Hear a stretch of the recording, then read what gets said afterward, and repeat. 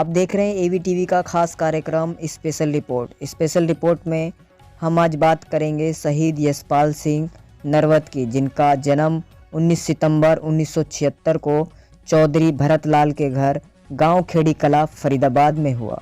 उनकी माता का नाम धर्मपाली, जिसमें एक अलग प्रकार का जोश था। इनके 3 भाई 2 बहन। यशपाल सिंह को शुरू से ही परिवार से अच्छे संस्कार मिले। उन्होंने गांव के राजकीय उच्च विद्यालय से 10वीं परीक्षा सन 1993 में अच्छे अंकों से पास की। इनके पिता चौधरी भरतलाल ने 8 वर्ष तक भारतीय सेना में नौकरी की। उनका बड़ा भाई रविंदर सिंह भी भारतीय सेना में है। अपने पिता व भाई से विचारों से प्रेरित होकर यशपाल 28 अप्रैल सन 1997 को नासिक में 290 मीडियम रेजिमेंट में भर्ती हो गए। सेना में सेवा के दौरान 3 साल बाद उनका विवाह बबीता डॉटर ऑफ नत्थू सिंह निवासी गाजियाबाद से हो गया। शादी के 1 महीने बाद ही उनकी नियुक्ति 30 RR केयर 56A PO के तहत कश्मीर में हुई। फिर वह दिन आ गया जब 4 जून 2001 को देश की खातिर कुपवाड़ा में कश्मीर में आतंकवादियों से लोहा लेते हुए 14 आतंकवादियों को मौत के घाट उतारते हुए पैर जांग में गोली लगने से हंसते हंसते शहीद हो गए। पत्नी बबीता का आरोप है, शहीद होने के बाद 2 महीने बाद से गृह कलेश के चक्कर में पत्नी बबीता को घर से निकाल दिया गया।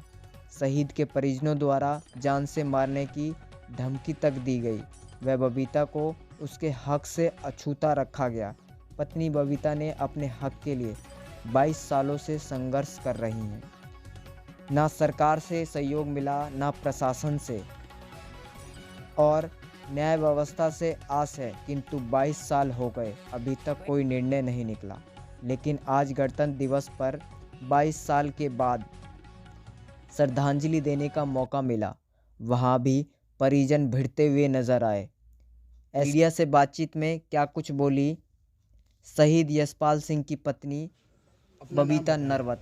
देखिए वीडियो। मैं शहीद यशपाल नरवत पत्नी बबीता नरवत। ये कौन सा गांव है और ये कब की घटना थी और आज आप कौन सा वो मना रहे हैं?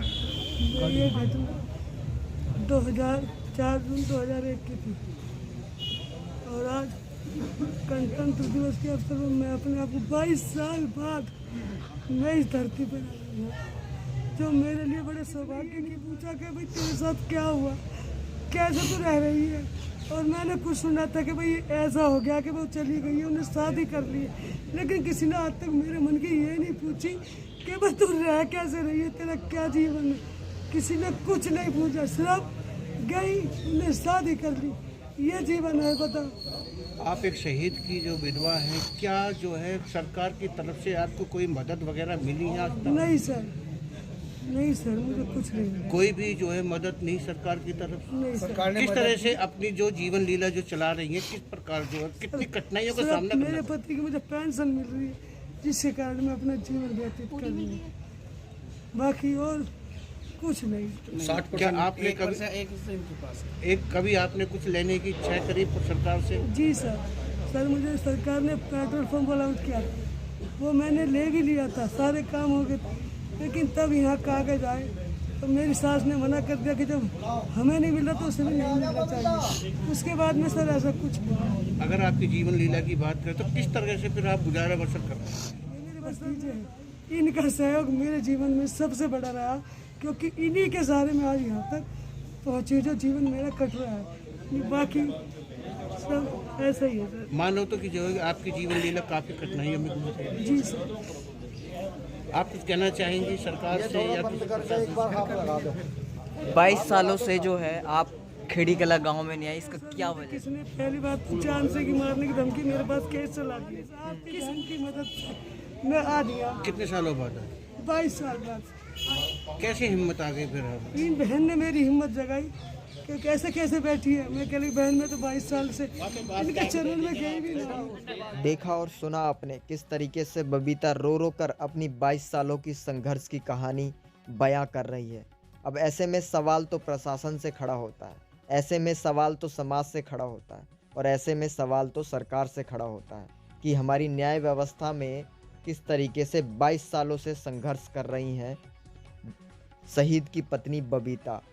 आपकी क्या राय है इस बारे में अपना कमेंट बॉक्स में ज़रूर बताएं और इस विषय में उनकी अधिवक्ता आरती नरवत ने क्या कुछ कहा वो भी सुनिए। लंबा है और उनको ये उम्मीद भी नहीं थी कि ये खुशी उनको इस 22 साल बाद मिल जाएगी।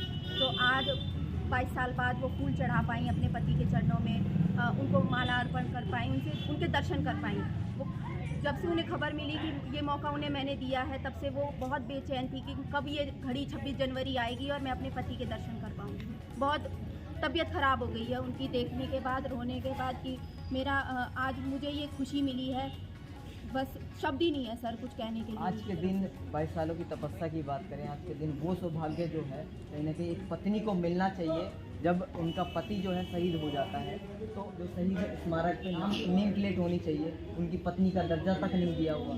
तो क्या लगता है ऐसे समाज ने साथ दिया या घर वालों ने साथ दिया? ऐसे घर वालों ने ही करतूत है ये सारी, जो उन्होंने उनका नाम कटवा दिया, उनकी माता जी का, उनके पिताजी का, उनकी भाइयों का, सबका नाम है, पूरी फैमिली का नाम है इस पे, लेकिन उनकी धर्मपत्नी का नाम उनका पैसे देके कटवाया गया था।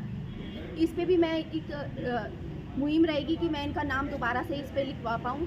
और उनकी पैतृक संपत्ति है, उनके पति ने जो खरीदी थी वो जो प्लॉट है उस पे सब पे इनके जेठ हैं सुरेंद्र, उन्होंने कब्जा कर रखा है। और उनको धमकी भी दी है, जैसे ही इनको खबर मिली कि भाई मैं वहाँ जा रही हूँ, मैंने बबीता को दोबारा से यहाँ आने का मौका दिया है, उनको उनकी जगह दिलाने की कोशिश की है। वो उनके घर गए, उनको धमकी दी कि तुझे जो भी करना है केस तो कर मत, ऐसे ही ले ले जो लेना है, और ज़्यादा करेगी तो वो भी नहीं मिलेगा। इतने धमकियाँ दी हैं। उनके ससुराल वालों ने जाके उनके घर, उनकी सुरेंद्र और उनकी मिसेज हैं, वो दोनों गए हैं, उनके बेटा भी गया है उनके पास। और आज भी उन्होंने पूरी कोशिश की है बबीता को धमकाने की, डराने की। आपने देखा भी है यहाँ पे कि घर उनका है ही नहीं, उस घर को, उस प्लॉट को उन्होंने ही कब्जा कर रखा है, जो उसको घर न्योता दे रहे हैं, क्योंकि वो घर बुला के उसको जान से मार देंगे। ये श्योरिटी है मेरी, जान से मार देंगे उसे। ऐसा नहीं लगता मतलब क्या प्रशासन ऐसे में साथ नहीं दे रहा है? प्रशासन ने साथ नहीं दिया जी। 1.5 महीने में जाके मैंने उनकी प्रॉपर्टी, उनकी प्लॉट है वो उनके नाम चढ़वाई, क्योंकि पटवारी ने वो चढ़ाई नहीं, इन्होंने चढ़ने नहीं दी एक्चुअल में। और अभी उनकी और भी पैतृक संपत्ति है जो इन्होंने ससुर ने 3 जगह बांट दी थी, वो चौथा हिस्सा जो इनका बनता है मैं उसे दिलाऊंगी। देखना यह होगा कि इस मामले में बबीता को कब तक न्याय मिल पाता है। क्या परिवार द्वारा बबीता के साथ ऐसा सलूक करना चाहिए? आपकी क्या राय है? कमेंट बॉक्स में हमें ज़रूर बताएं और इस वीडियो को ज़्यादा से ज़्यादा शेयर करें ताकि शहीद की पत्नी बबीता को उनका हक दिलवाने में हम उनका साथ दे सके। दूसरा पक्ष अपनी बात रखना चाहे रख सकता है। स्पेशल शो में आज के लिए इतना ही। नमस्कार। चैनल को लाइक, शेयर, सब्सक्राइब करें और अगर चैनल पर नए हैं तो चैनल को फॉलो कर लें।